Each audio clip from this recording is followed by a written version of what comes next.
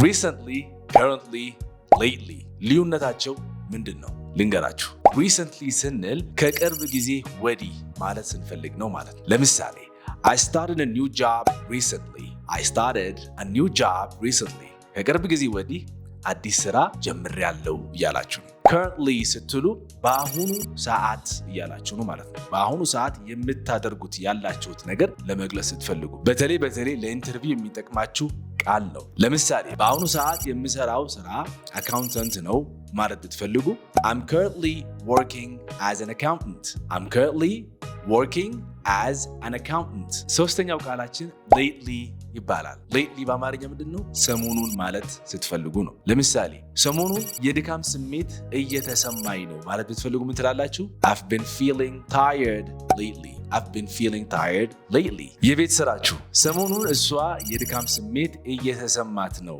የሚለውን በኮሜንት ጠብቃለሁ። ሰላማችሁ ይብዛልኝ።